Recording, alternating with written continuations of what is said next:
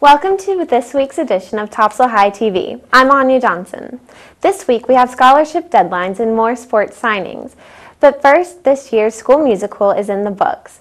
Grease was performed to sold-out crowds last Thursday, Friday, and Saturday. The cast and crew was made up of some of Topsail's most talented students and teachers. They sang all the Grease classics and dressed in their best 1950s attire. Congrats to Miss Melton and everyone else involved in this year's production. The campaign season has come and gone at Topsail High. After hanging up posters all over school last week, the candidates had to sweat it out on Election Day this past Friday. But first they got to state their case in front of their classmates. Each candidate in the freshman, sophomore, and junior classes was able to give a brief speech saying why they felt they should be elected into office.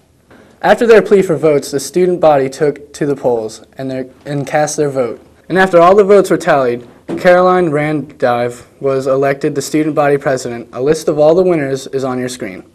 If you're interested in getting involved with the student government here at Topsail High School, check with Miss Mowry. AP testing begins this week with 14 different tests taking place over the next 2 weeks. And there are several reminders that students must keep in mind before the big day. The testing days, times, and your locations are on your screen right now. Students should report to the testing location about 15 minutes prior to the test beginning. Do not show up at the last minute. Also, if you are late and the testing has already begun, you will not be let in and you will not get a refund. So do not be late. Make sure you're in the right place at the right time. See Ms. Frazee or Ms. Raby if you have any questions.